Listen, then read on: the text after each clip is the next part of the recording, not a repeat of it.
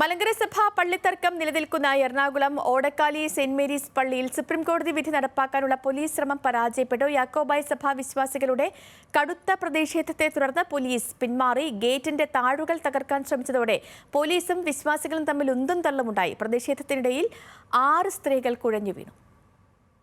മലങ്കര സഭാ പള്ളിത്തർക്കം രൂക്ഷമായ Odakkali saint Mary's പള്ളിയിൽ 11ാം തവണയാണ് സുപ്രീംകോടതി വിധി നടപ്പാക്കാൻ ശ്രമിക്കുന്നത്.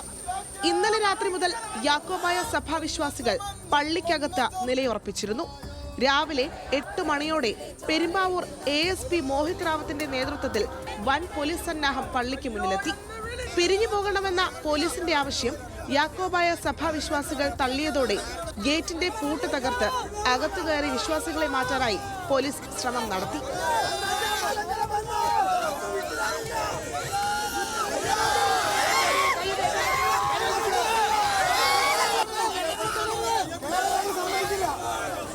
പ്രതിഷേധത്തിനിടെ പോലീസുമായി നേരിയ ഉന്തും തള്ളുമുണ്ടായി.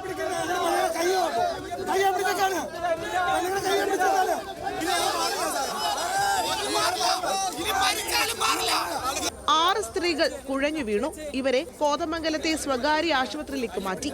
വിശ്വാസ സംരക്ഷണത്തിന് വേണ്ടിയുള്ള പ്രതിരോധം തുടരുമെന്നാണ് യാക്കോബായ സഭയുടെ നിലപാട്. ബഹുമാനപ്പെട്ട പോലീസ് ഉദ്യോഗസ്ഥരെതിരെയോ അല്ലെങ്കിൽ റവന്യൂ അധികാരികൾക്കെതിരെയല്ല ഞങ്ങളുടെ ഈ പ്രതിഷേധം. ഇവിടെ ഞങ്ങളുടെ അവകാശം ആര് സംരക്ഷിക്കും? ഇടവകാംഗങ്ങളെ പുറത്തിറക്കാൻ ഒരു കോടതിയും പറഞ്ഞിട്ടില്ലാത്തിടത്ത് ഞങ്ങളെ എന്തിനാണ് പുറത്തിറക്കാൻ പരിശ്രമിക്കുന്നത്?